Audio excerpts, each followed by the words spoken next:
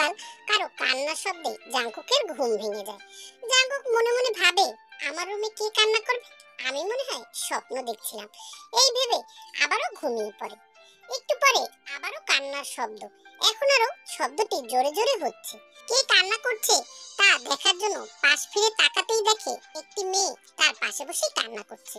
হঠাৎই তার মনে হলো তার তো কালকে বিয়ে হয়ে গেছে। হ্যাঁ, এটা তো তে, তার বউ। সাথে সাথে ধরফর করে উঠে বসলো। কি হলো তে, তুমি কান্না করছো কেন? স্যার, আপনি আমাকে পানিশমেন্ট দিয়েছেন কালকে রাতে।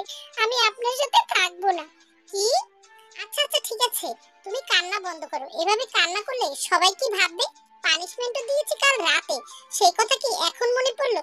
না, আমি আপনার সাথে থাকবো না। আপনি অত্যন্ত অসভ্য একজন লোক। আমি কোনো ভুল করলেই আপনি আমাকে যখন তখন এভাবে পানিশমেন্ট দেবেন। আমি থাকবো না। আমি আজকেই চলে যাব বাবার বাসায়। শোনো শোনো, আচ্ছা ঠিক আছে, তোমাকে আমি তোমার বাবার বাসায় দিয়ে আসবো। মেরি মা, প্লিজ এখন একটু থামো। আমার মান সম্মান আর খেও না। এই পর্যন্ত তো আমাকে নিয়ে কম নাটক করলে না। এখন একটু অন্তত পক্ষে আমাকে শান্তি দাও। আমার জীবনটা তুমি হেল করে দিয়েছো। তোমার মুখ দেখলেই আমার কুফা লাগে। কি? আপনি আমাকে কুফা বলেছেন? আমি এক্ষুনি আন্টি থুকু আম্মুকে বলে দেব যে আপনি আমার সাথে ভালো ব্যবহার করেন না আর আমাকে যখন তখন পানিশমেন্ট দেন। হায় আল্লাহ, চুপ চুপ চুপ। এই সমস্ত কথা তুমি বললো না প্লিজ। আমি তোমার পায়ে ধরছি। সত্যি আমি আর তোমাকে কোনো পানিশমেন্ট দেব না। এই কানে ধরলাম। আমি তোমার কাছেও ঘেসবো না। তারপরও তুমি তোমার কান্নাটা থামো। সত্যি বলছেন তো স্যার? আপনি যদি আমার কাছে আসেন তাহলে কিন্তু আমি আম্মুকে বলে দেব। আচ্ছা আচ্ছা ঠিক আছে, আমি তোমার কাছে মাপও চাই, দোয়াও চাই। আমি আর তোমার কাছে ঘেসবো না।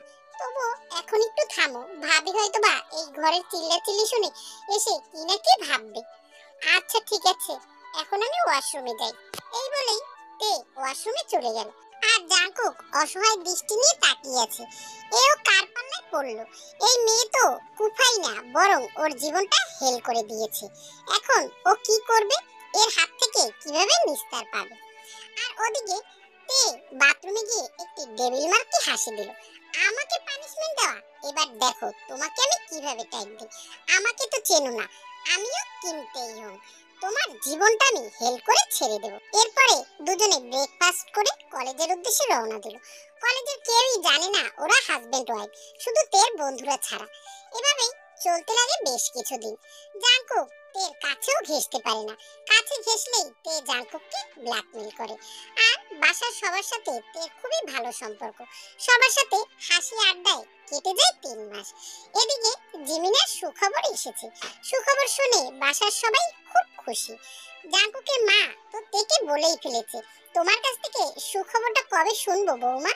তে একটি মেকি হাসি দিয়ে চুপ করে রইল। জাঙ্কুক মনে মনে বলল, সুখবর আর এজন্যে শোনা লাগবে না। এই মহিলা তো আমাকে কাছেই ঘেঁষতে দেয় না। এবার বুঝছি আব্বুর জীবনটা কেন এত তামা হয়েছে। আম্মু নিশ্চয়ই আব্বুর সাথে এমনই করে। বউ মানেই একটি মস্ত বড় প্যারা। এজন্যই তো বিয়ে করতে চাইনি। কিন্তু জোর করে আমাকে বিয়ে করে দিল এই চুড়েলের সাথে। ওই চুড়েলের ঘাড় মটকেও কোনো লাভ হলো না। এখন চুড়েলই আমার মাথার উপর বসে আমার ঘাড় মটকাচ্ছে। মেজাজটাই গরম হয়ে যায়, আর ভাল লাগে না। জাঙ্কু ঘর থেকে বের হয়ে গেল। বিকালবেলা কিম নামজুনের ফোনে একটি কল আসলো। কিম নামজুন ফোনটি রিসিভ করেই যেন স্তব্ধ হয়ে গেল। সবাই তাকিয়ে আছে কিম নামজুনের দিকে। তার মুখে রিয়াকশন দেখে বোঝা যাচ্ছে যে অনেক বড় কিছু একটা হয়েছে। কিন্তু কি হয়েছে তা কেউই কিছু বলতে পারলো না। কিম নামজুনের হাত থেকে মোবাইলটা পড়ে গেল। সুগা এগিয়ে এসে জিজ্ঞাসা করলো, বাবা কি হয়েছে? তুমি এমন করছো কেন? সুগা, জাঙ্কুক কথাটি বলে সোফায় ধপ করে বসে পড়লো। সবাই তড়িঘড়ি করে দৌড়ে এসে জিজ্ঞাসা করলো, কি হয়েছে জাঙ্কুকে? জাঙ্কুক অ্যাক্সিডেন্ট করেছে, তাড়াতাড়ি গাড়ি বের কর, আমাদের সবাইকে সিটি হসপিটালে যেতে হবে। সবাই হসপিটালে গেলেও জিমিনাকে নেওয়া হয়নি, কারণ সে অসুস্থ, তাই তাকে বাসায় রেখে গেছে। হাসপাতালের সামনে গিয়ে দেখে জাঙ্কুকের অপারেশন চলছে। তে প্রচুর কান্না করতেছে, আর জিন তো বারবার অজ্ঞান হচ্ছে আর জ্ঞান ফিরে পাচ্ছে। তার অজ্ঞান হওয়া আর জ্ঞান ফিরে পাওয়া দেখে কিম নামজুনের মেজাজটাই গরম হয়ে যাচ্ছে। সে হাসবে না কান্না করবে কিছুই বুঝে পাচ্ছে না। অপারেশন থিয়েটারে লাইট অফ হলে একজন ডাক্তার বের হয়ে আসলো। সুগা জিজ্ঞাসা করলো, জাঙ্কুকের কি অবস্থা? ডক্টর বলল, পেশেন্টকে আইসিইউতে রাখা হয়েছে, অবস্থা সিরিয়াস। তে কথাটি শুনে যেন কান্নায় ভেঙে পড়েছে। ও জাংকুককে শাস্তি দিতে চেয়েছে, কিন্তু এই 3 মাসে জাংকুকের সাথে থাকতে থাকতে জাংকুককেও প্রচুর পরিমাণ ভালোবেসে ফেলেছে। হয়তোবা ওদের সম্পর্কটা খুব তাড়াতাড়ি ঠিক করেও নিত, কিন্তু জাংকুকের এমন অবস্থা ও কিছুতেই মেনে নিতে পারছে না। পরের দিন সকালবেলা জাংকুক এখন আগের থেকে অনেকটাই ভালো আছে। সুগা জাংকুকের সাথেই আছে। জাংকুকের জ্ঞান ফিরলে ঘুমের মেডিসিন দেওয়া হয়, তাই এখনো কারোর সাথে দেখা হয়নি। তে বসে আছে আর ওর পাশে ওর আম্মু। জিন এবারও জ্ঞান হারিয়েছে 3-4 বার। ছোট ছেলের এই অবস্থা দেখে তার পাশেই কিম নামজুন নাক মুখ কুঁচকে বসে আছে।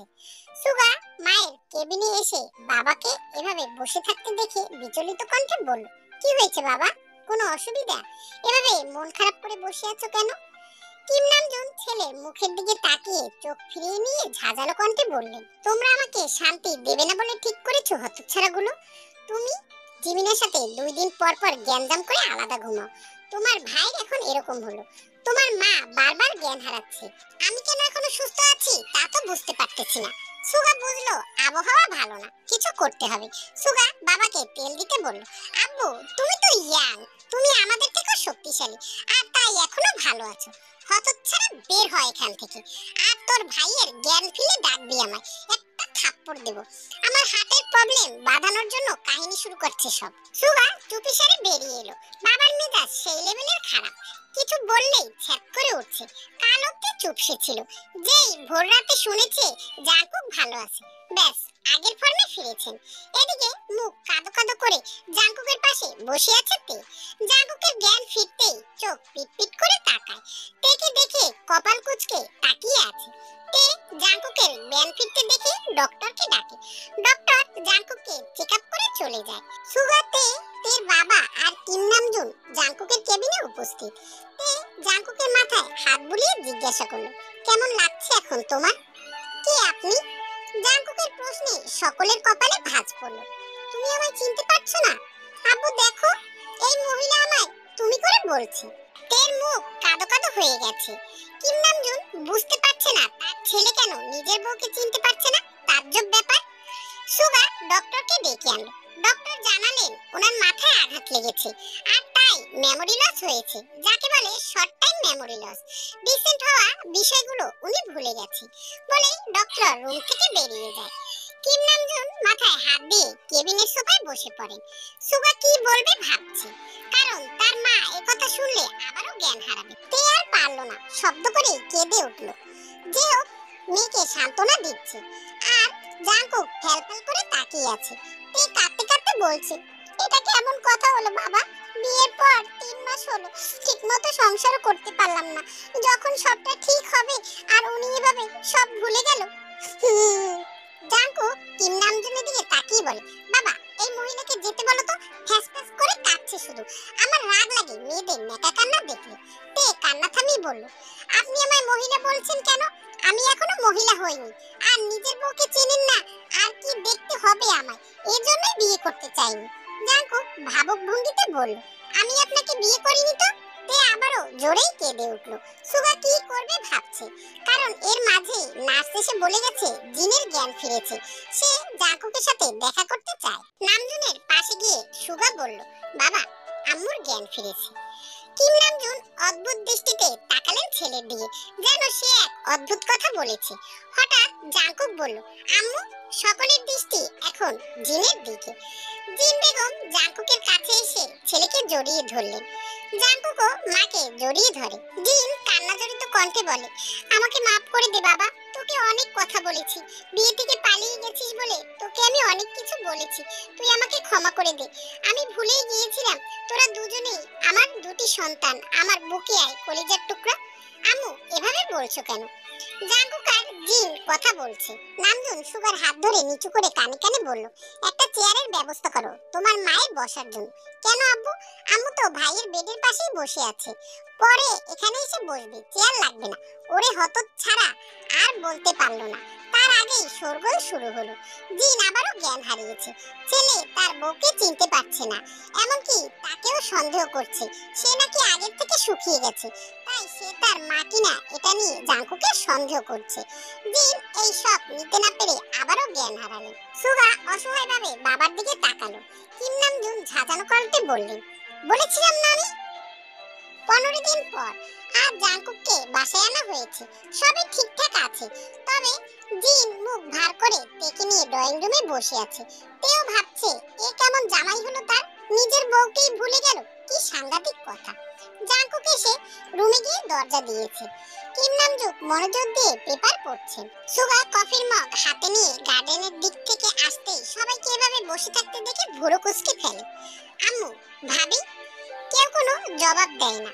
কিম নামজুন বলে ওঠে, বাড়িটা সার্কাস হয়ে গেছে, এখন আরো কি কি দেখবো কে জানে। সুগার হাসি পেল, তবুও কন্ট্রোল করলো। জিন বললেন, তুমি এসব রাখো, আমার কথা হলো ডক্টরকে কেন কিছু বললে না?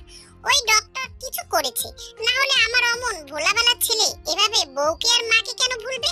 তোমার কি মনে হয় জাঙ্কুকের মা আমি কোনো ষড়যন্ত্র করেছি?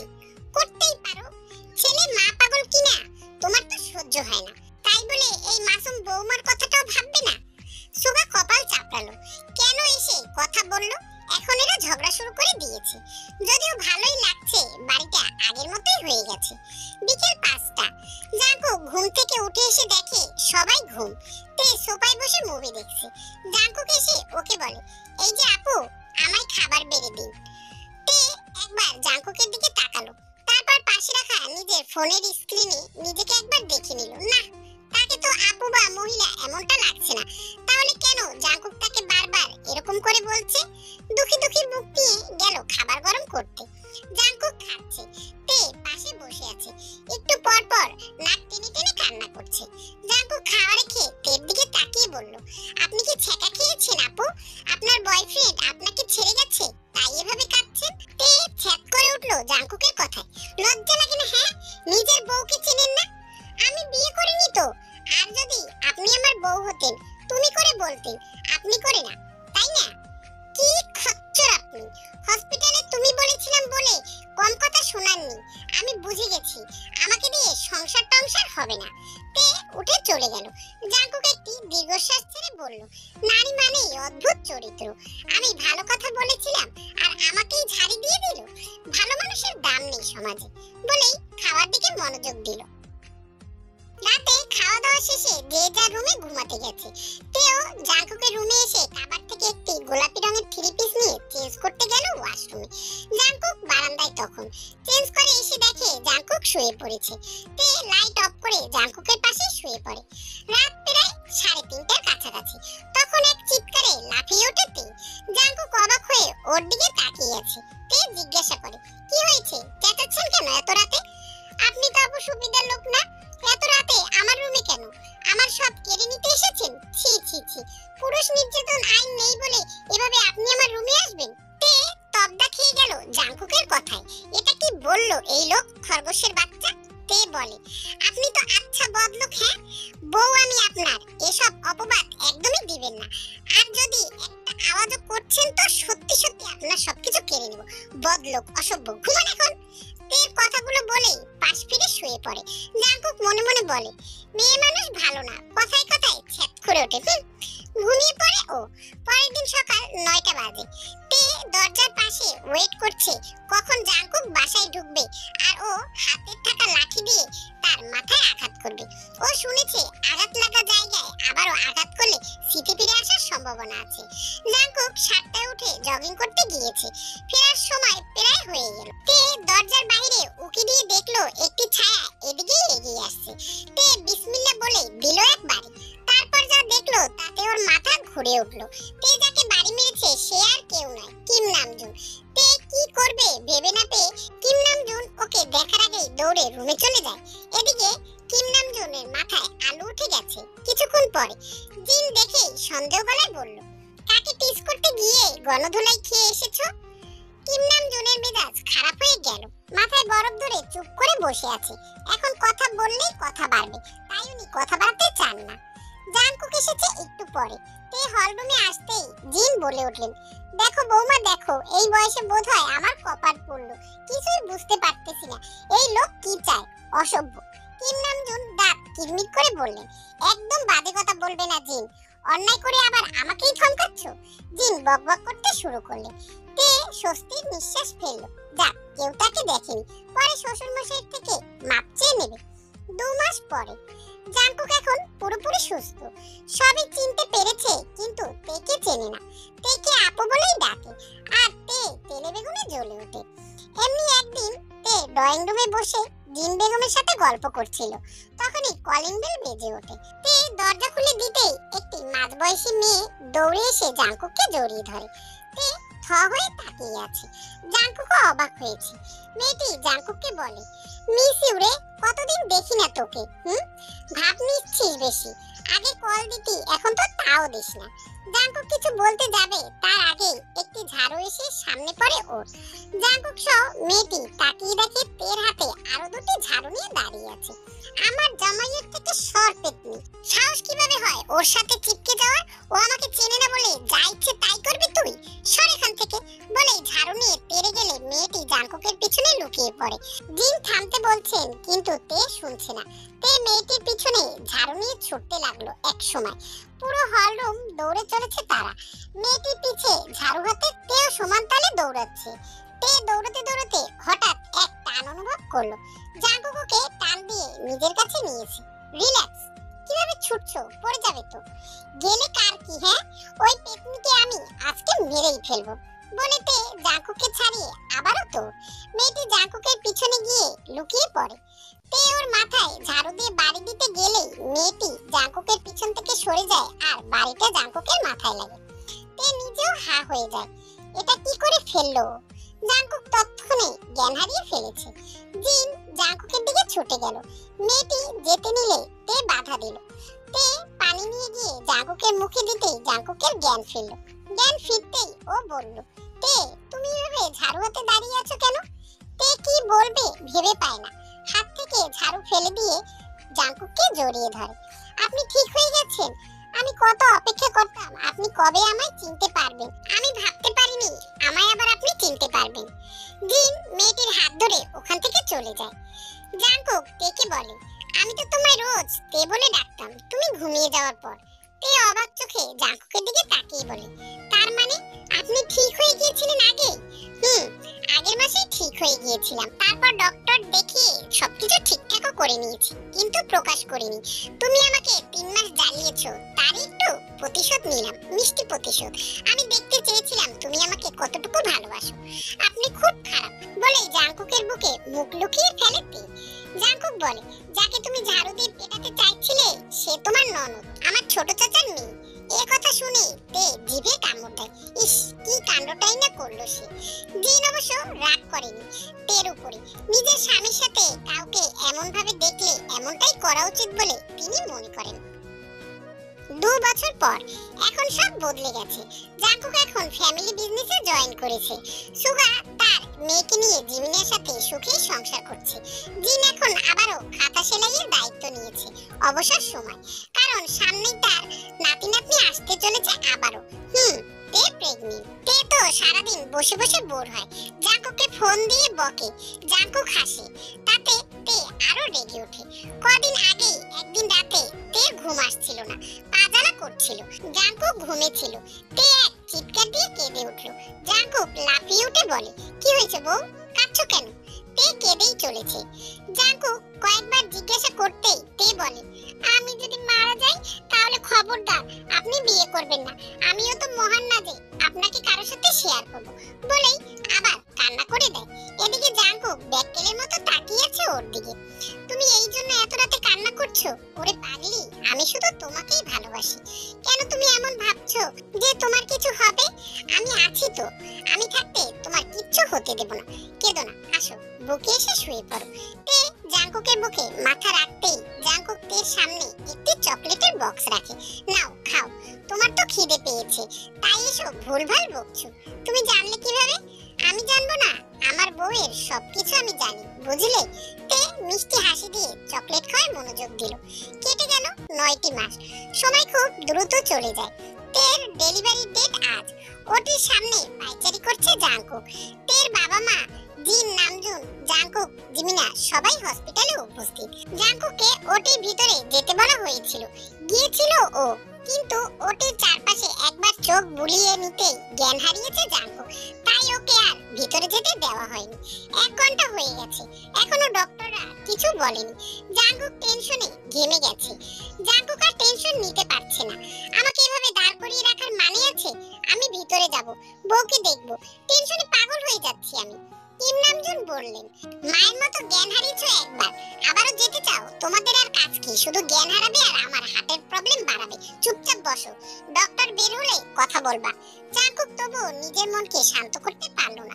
কিছুক্ষণ পর নার্স তোয়ালে দিয়ে পেঁচিয়ে দুটি ফুটফুটে বাচ্চা নিয়ে এলো। তের টুইন বেবি হয়েছে, একটি ছেলে আর একটি মেয়ে। নার্সটি জাঙ্কুকের কোলে দুজনকে দিতেই জাঙ্কুক অবাক হয়ে দুজনকে দেখছে। তার বিশ্বাস হচ্ছে না সে বাবা হয়েছে। এ যেন এক অন্যরকম সুখময় অনুভূতি। জিন জাঙ্কুকের কাছ থেকে একজনকে কোলে নেয়। কিম নামজুন নাতি নাতনির মুখ দেখে বললে, মাশাআল্লাহ। জাঙ্কুক দুজনের কানেই আজান দেয়। তের কথা এ নিয়ে 15 বার জিজ্ঞাসা করেছে নার্সকে বাবু দেওয়ার পরে। 2 বার বের হয়েছে নার্স, আর 2 বারই জিজ্ঞাসা করেছে।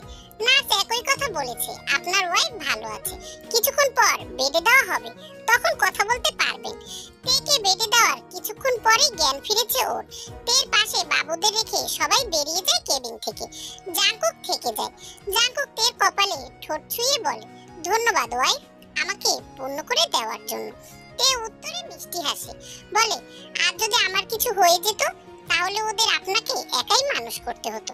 খুশ, এসব কথা বলবে না, কিচ্ছু হবে না। অনেক বাধা পেরিয়ে এক হয়েছি আমরা। আল্লাহ তাআলা আমাদের আলাদা করবেন না। আল্লাহ আমাদের সবসময় এক রাখতে চেয়েছেন। তাই তো আমরা বিয়ে করব না বলেও পালিয়ে গিয়েও আমাদের বিয়ে হয়ে গেল।